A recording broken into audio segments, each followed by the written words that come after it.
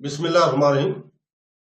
شروع کرتا ہوں اللہ کے پاک نام سے جو بہت بڑا مہربان نہایت رحم والا ہے۔ دوستوں، بہنوں، بھائیوں، بزرگوں، السلام علیکم۔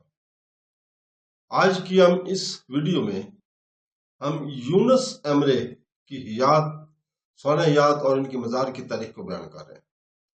یونس ایمرے، جسے درویش کے نام سے بھی جانا جاتا ہے، ترک ادب اور روحانی تاریخ میں سب سے محبوب اور بااثر شخصیت میں سے ایک ہے۔ موجودہ ترکی کے اناطولیہ علاقے میں 1238 کے آس پاس پیدا ہوئے۔ یونس ایمرے نے ایک ہنگامہ خیز دور میں زندگی گزاری، جس کی نشاندہی سلجوق سلطنت کے ٹکڑے ٹکڑے ہوئے اور سلطنت عثمانی کی بتدریج عروج کی وجہ سے ہوئی۔ اگرچہ ان کی صحیح جائے پیدائش کے بارے میں تفصیلات کچھ حد تک غیر یقینی ہیں، لیکن بہت سے مورخین اور اسکالرز کا خیال ہے کہ وہ اناطولیہ کے جنوب مغربی حصے میں واقع سرکی یا کرمان کے علاقے میں پیدا ہوئے، جہاں ترک سخاوت اور اسلامی تعصب پروان چڑھے۔ یونس ایمرے کی زندگی تقریباً 82 سال پر محیط تھی۔ ان کی وفات 1320 کے آس پاس واقع ہوئی۔ ممکنہ طور پر اناطولیہ کے علاقے میں بھی، جو ان کے روحانی اور شاعرانہ سرگرمیوں کا مرکز رہا، روایتی طور کے خیال کیا جاتا ہے کہ ان کا مقبرہ قریب ترکی کے گاؤں میں واقع ہے۔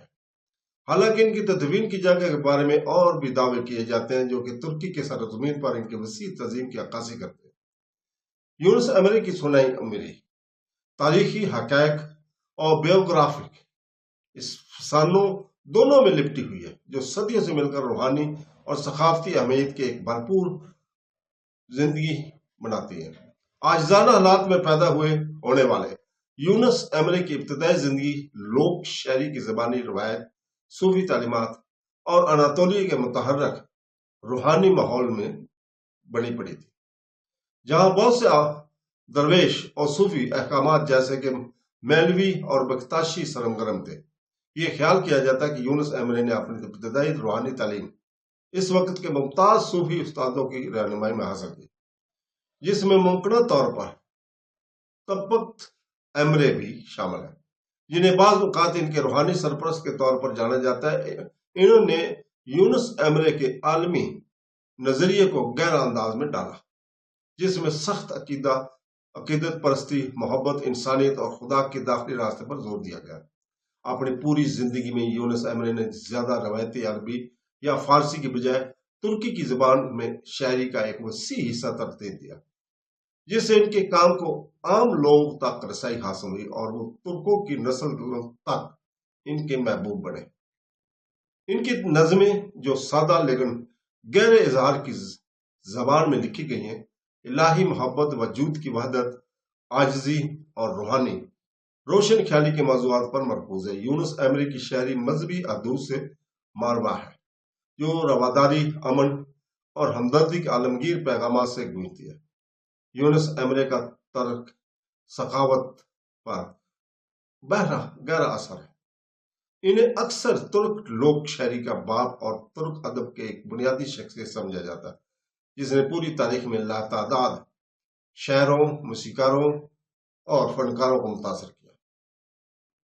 ان کی شاعرانہ انداز نے اشرافیہ کے کلاسیکی ادب اور عوام کی زبانی روایت کے درمیان خلیج کو ختم کیا۔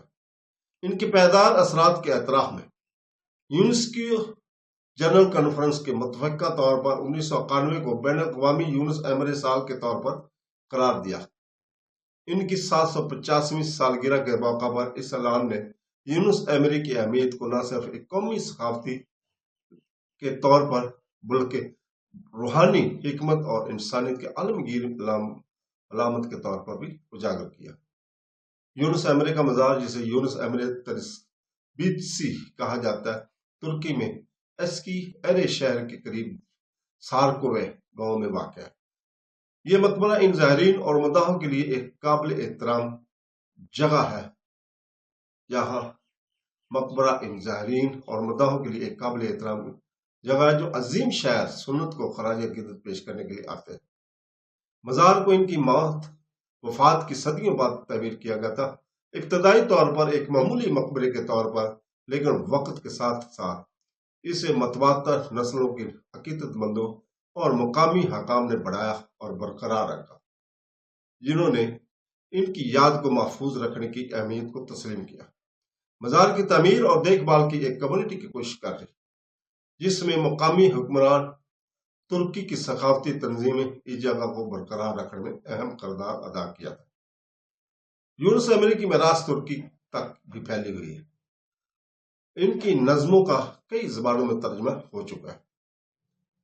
یونس عمری ترکی اور وسیع تر اسلامی دنیا کی روحانی اور ادبی تاریخ میں ایک یادگار شخصیت کے طور پر برقرار ہے۔ اناطولیہ میں 1238 میں پیدا ہوئے، انہوں نے اپنی زندگی الہی محبت اور انسانی تعلق کے اصول کے لیے وقف کر دی اور ایسی شاعریوں کو تخلیق کیا جو لاکھوں لوگوں کے دلوں میں زندہ ہے۔